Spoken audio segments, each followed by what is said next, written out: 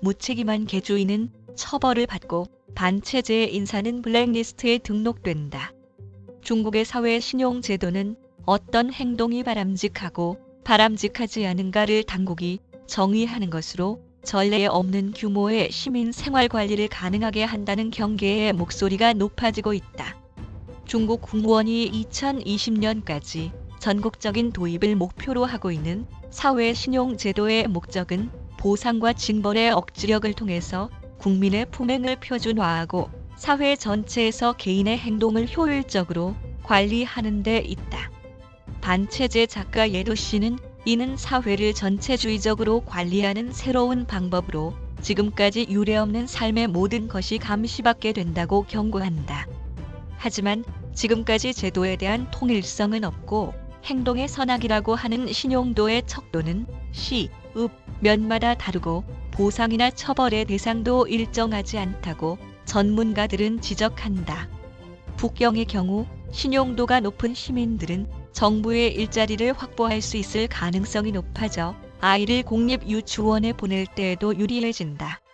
한편 허베이성의 친황다오의 포상은 모범적인 시민 증명서의 발행과 년 1회 무료 건강진단이다. 미국 예일대 중국법 전문가 제레미 다음씨는 다음과 같이 말했다. 사회 신용 제도는 전혀 신용 스코어라고 할 수 없다. 실제로는 애매한 개념으로 다양한 규제를 망라하고 있다. 중국 사회신용정보센터에 따르면 당국은 2018년 사회 신용도가 낮은 수백만 명에 대해서 비행기나 기차 이용을 금지했다. 규제 대상이 된 중국인 여배우 미셸 예 씨는 3월 당시 사귀던 남자에 대한 명예훼손에서 유죄가 인정되고 법원 명령에 따르지 않았다고 비행기 탑승이 제한되었다. 하지만 사회 신용 제도에 저촉되었을 경우의 처벌에 대해 명확한 규정은 없고 개인의 등급 설정을 조사하는 간단한 방법도 존재하지 않는다. 국가행정학원에서 공공관리를 가르치는 주리자 교수는 현재 중국에서 진행되고 있는 사회 신용 실험의 큰 문제는 대부분의 사람이 본인도 모르게 블랙리스트에 들어가 버리는 것이라고 지적한다. 무엇을 하면 블랙리스트에 들어가는지에 대해서도 상당한 혼란이 생기고 있다.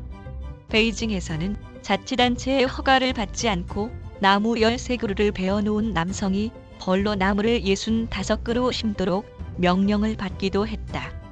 당국은 사회 신용 제도는 시민의 법적 권리를 침해하는 것이 아니라 학교나 병원 등의 공공서비스 이용에도 영향이 없다고 설명하고 있다. 하지만 인권운동가들은 사회 신용 제도가 중국의 대규모 감시 제도와 병용되면 반체제 인사의 입을 봉하는 무기가 될 우려가 있다고 경고한다. 또 수집되고 있는 개인 정보나 기업 정보의 상세 내용에 대한 관리 내용도 밝혀지지 않았기 때문에 프라이버시에 대한 염려도 퍼지고 있다. 영국 정보조사 회사 IHS 마크리사에 따르면 중국에서 길거리나 건물, 공공장소에 설치되어 있는 감시 카메라는 2016년에 약 1억 7,600만 대에 이른다고 한다. 한편 미국에서는 5천만 대였다. 이어 2022년까지 그 수는 27억 6천만 대에 이르는 것으로 알려졌다. 중국 정부는 올해 안에 기업에 대한 사회 신용 제도를 전국적으로 도입하는 방안을 추진하고 있다. 이것을 통해 국내 기업과 국내에 있는 외국 기업들은 기업 내의 감시 카메라 설치는 물론 정부에 데이터 제공을 해야 할 수도 있다.